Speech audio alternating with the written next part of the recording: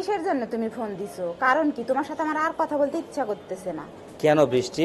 আমি আবার কি করলাম?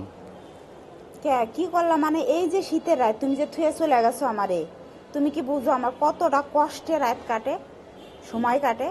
তুমি দেখো কি বুঝো আমার কথা? তুমি যে যাওয়া 5টা বছর হয়ে গেল, তুমি আজ আসবা, কাল আসবা, পরশু আসবা, প্রতিদিনই টিকিট কাটতিছো, তুমি প্লেনে উঠো না। আসলে তোমার সমস্যা কি? তোমাকে আমার ভালো লাগে না সেটা আগে বলো তুমি। দেখো আমি কিন্তু তোমার অযত্নে রাখিনি। আমি তোমার প্রতি অনেক মায়া করি, অনেক ভালোবাসি। কিসের মায়া করো তুমি?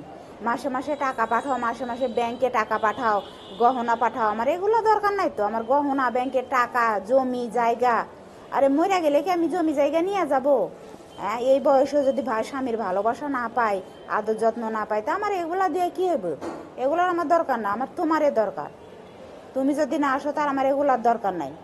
তাহলে তুমিও বিদেশেই থাকো, আমি অন্য বেড়াগনকে যাই গিয়ে। এই জন্য তো মানুষ বলে যে প্রবাসে যারা থাকে তাদের বউ নাকি পরক্রিয়া করে। বলবেই তো, কারণ প্রবাসীরা শুধু টাকা পয়সাই চিনে, বউ চিনে না। বলবে না? সেরকম তুমি 5টা বছর ধরে থুয়ে গেছো তো গেছো, আমি মরি না বাঁচি, আমারও তো একটা শখ আহ্লাদ আছে, একটা ভালোবাসা আছে। আমি টাকা পয়সা চাই না, আমি তোমারে চাই। তুমি কবে আসবে শোনা, তাই বলো তো? দেখো, তোমাকে টাকা যদি সময় মতো না দেই তাও দোষ।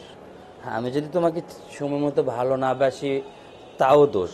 তাহলে আমি একটা মানুষ কোন দিকে যাব, কি কোনো করব দিকে বলো? যেতে হবে না, আমি তোমাকে যেটা বলি সেটা শোনো। তুমি যেহেতু 5 বছর বিদেশ করছো, টাকা পয়সা যেগুলো করছো, যেগুলো জমি কিনছো, এগুলাই আমরা দেশে দুইজনে মিলেমিশে সংসার করি, তাহলেই হবে। জমি না কিনছো, ওগুলাতে ধান চাষ করো বছরে বছরে, আর যেগুলো টাকা ব্যাংকে জমাইছো সেগুলাতে ব্যবসা করো। সোনা, তুমি চলে আসো, আমি আর একা থাকতে পারতেছি না। না না, দেখো তুমি এভাবে বলো না। আর হয়তো 2টা মাস আমাকে থাকতে দাও। 2 মাস পর দেখো আমি ঠিকই চলে যাব। তুমি প্রতি বছরই বলো 2টা মাস 2টা মাস, আসলে কি বলো তো তুমি? তোমাকে কি কোম্পানি ছুটি দেয় না? না না, ছুটি না দেয় না, কিন্তু ছুটি দেয় হয়তো 1 মাস 1.5 মাসের। কিন্তু কি 1-1.5 মাস আবার থাকবো আবার যাব, এতে আমাদের টাকা পয়সা অনেক ব্যয় হয় না? তার চেয়ে ওই টাকাটা আমি তোমাকে পাঠাই দিই, তুমি এদিকে টাকাটা আর একটু বেশি করো। আমি টাকা পয়সা চাই না, আমি তোমাকে চাই। তুমি কবে আসবা সেটা বলো। তুমি শিওর জানাইতেছো যে তুমি 2 মাস পরে আসবা? আচ্ছা আচ্ছা, ঠিক আছে, আমি 2 মাস পরে আসবো। এবার তুমি খুশি তো? হ্যাঁ, আমি খুশি। সত্যি? হ্যাঁ। আচ্ছা ঠিক আছে, তাহলে আমি 2 মাস পরে কিন্তু আসবো। আর শোনো, হ্যাঁ, বলো। আমার সব কিছু ঠিক আছে তো? দেখো, তোমাকে আমি ভালোবেসে বিয়ে করছি। তুমি কি মনে করো যে তোমার আমানতের খেয়ানত করব? আমি কোনো দিনই না। তোমার আমানত তোমার আমানতই আছে। ওই যে তুমি একটা কথা বললা যে যে যদি তুমি সময় মতো না আসো আমি অন্য মানুষের সঙ্গে একটু সময় দেব। আরে ওটা এমনি বলছি, তুমি বুঝো না। তোমাকে রাগানোর জন্য বলতেছি। তাও যদি তুমি আমার এ ধরনের কথা বুঝিয়া শুনে তুমি তাড়াতাড়ি চলে আসো। না না, দেখো আমার কিন্তু খুব ভয় হয়। আর তুমি কিন্তু এমনটা করো না যাতে আমার জিনিস সব কিছু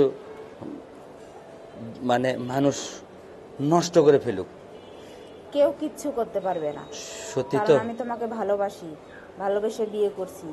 তুমি দেখো তো আমি কোন দিক দিয়ে কম রাখছি? তোমার বাবা মা, ভাই বোন সবার সেবা যত্ন করি, সংসারের যাবতীয় যত কাজ সব করি সময় মতো। ঠিক টাইমে টাইমে তুমি যখন ফোন দাও তখনই তুমি আমাকে পাও। পাও না কি তুমি বলো তো? আচ্ছা আচ্ছা, ঠিক আছে, সব কিছুই পাই।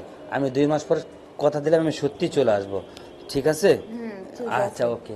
ওকে। তাহলে এখন ভালো থাকো লক্ষ্মী। আচ্ছা, ঠিক আছে।